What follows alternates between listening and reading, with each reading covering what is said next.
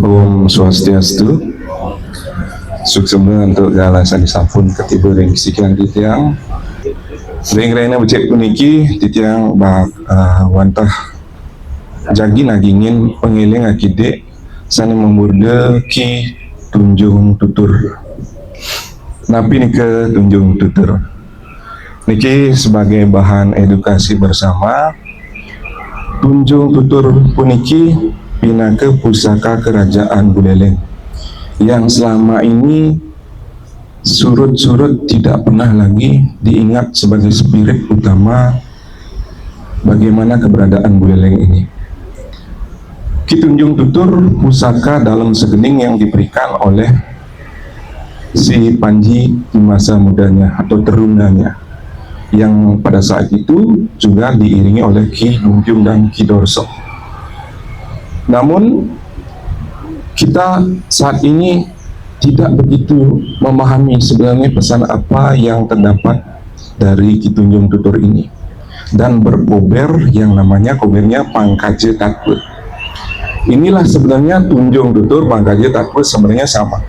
Pesan utamanya adalah kita harus memahami secara filosofis makna tunjung itu sendiri. Bagaimana tunjung hidup di lumpur dan mampu dia hidup di air, dari pertiwi naik ke apah, dari apah menuju akase, dan terbukalah bunga tunjung itu atau teratai ini ketika ada sinar matahari. Begitulah hendaknya kita, sekalipun kita merasa hidup kita berada di lumpur, namun kita berhak hidup. Pernahkah Ida Dani membayangkan cacing pun kita hidup di bawah tanah? Kenapa kita yang hidup di semua panca mahabudha ini tidak pernah bersyukur akan hal itu? Seharusnya kita punya spirit.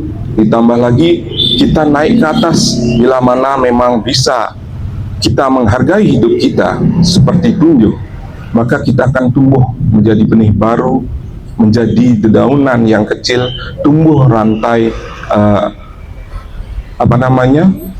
dari helai demi helai tunjung itu. Begitupun kita, jika sering kita memaknai kehidupan kita, keburukan kita, kita mampu menghadirkan spirit-spirit baru, kita akan menjadi pribadi yang bertumbuh dan bermanfaat.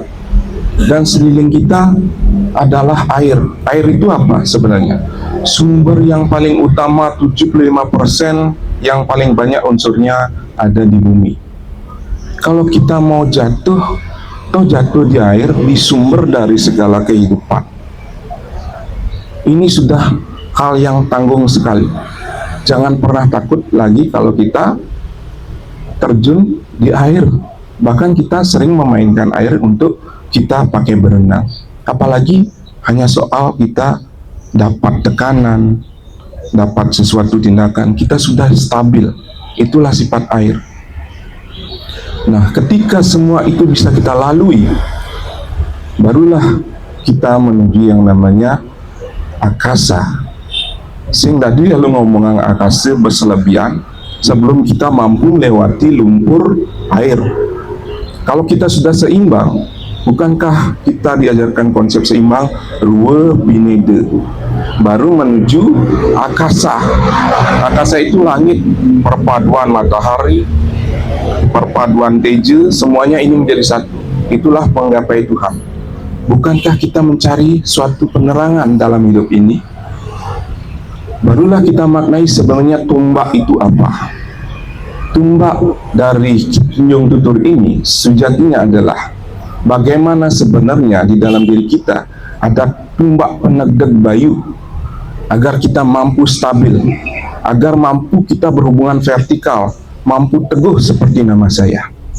Ya.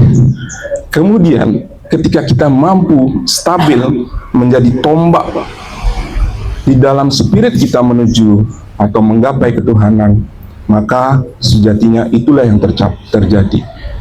Mari kita pahami keadaan Buleleng secara geologis. Buleleng tidakkah negara gunung? Ia dekat dengan laut, dekat dengan bukit. Pura-pura kita juga seperti itu. Dan dalam Ki Tunjung Tutur ini, dalam lambang dari Pangkajet Tatu ada 9 halai, yang mana inilah cikal bakal keberadaan di Kecamatan Buleleng yang sejumlah 9 aste dale. Ya, ini yang menjadi bagaimana cikal bakal. Lalu apakah kita melupakan spirit itu yang saya yakin ini tidak terdengar gaungnya sebagai senjata asli? Pernahkah kita meminta atau melihat barangnya? Ki Tunjung Tutur ini, pernahkah kita tahu di mana posisinya? Seperti itulah posisi tombak di dalam hidup kita, tidak pernah terlihat.